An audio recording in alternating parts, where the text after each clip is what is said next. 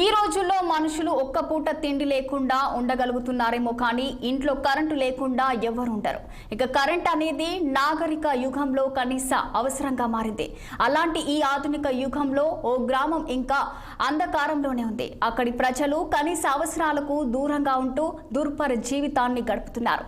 Current ఒకటే కాదు, గ్రామంలో సెల్ ఫోన్ సిగ్నల్స్ కూడా రావు. కేవలం రాత్రిపూట వంట కోసం వారు ఫోన్ వాడుతుంటారు. ఒకవేళ రాత్రిపూట ఏదైనా జరగరానిది జరిగి ఫోన్ చేయాల్సి వస్తే సిగ్నల్స్ కోసం 20 కిలోమీటర్ల దూరానికి వెళ్లాల్సిందే. అంతటి హీన దినస్థితిలో ఈ గ్రామ ప్రజలు తమ జీవనాన్ని సాగిస్తున్నారు.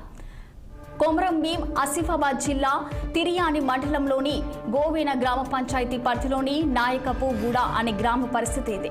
ఇక గ్రామస్తులను 6 టీవీ పరిశీలించగా వారి గోడు వెళ్లబిచ్చుకున్నారు. తాము రోజంతా వెలుతురులో ఉన్న సాయంత్రం అయితే భయంతో బిక్కుబిక్కుమంటూ రోజు గడుపుతున్నామని, ఏ విష కీటాలు ఎక్కడికి నుండో వస్తాయో తెలియదు కానీ చిన్నపిల్లలు ఉంటారని భయంతో రాత్రంతా మెలకువగాతోనే ఉంటామని కూడా గ్రామస్తులు తెలిపారు. ఇక సెల్ ఫోన్స్ వెలుతురులో వంటలు చేసి ఆ వెలుతురులోనే భోజనాలు చేసే పరిస్థితి ఉందన్నారు.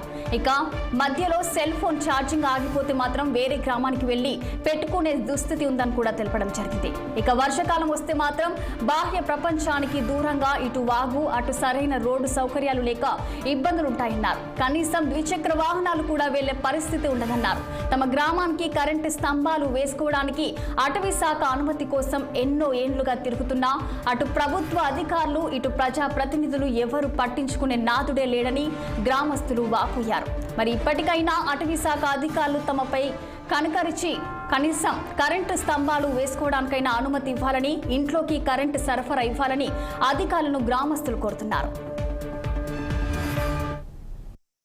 లేదు మాకు రాత్రి శని పోయేస్తే అంటానికి ఇంకా లైట్ ఇంకా ఉండయి.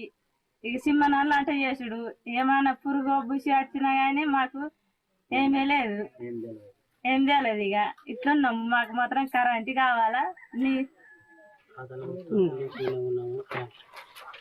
ఇస్తలేదు, కరెంట్ ఇస్తలేదు. ఎన్నోసార్లు వాసిబాల పోయినాము కానీ ఇస్తామంటారు, ఇస్తలేదు. గోవెన నాయకపురం పంచాయతీ కూడా గోవెన్నే. మాకు కరెంట్ లేక బాగా ఇబ్బంది పడుతున్నాం.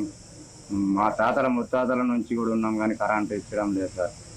మాకు ఇప్పుడు ఈ ఇబ్బంది వల్లనే కొన్ని జాగాలో చూస్తే అంతర కరెంట్ ఉన్నది, మా వద్దులో ఎందుకు కరెంట్ లేదని మేము కోరుతున్నాం.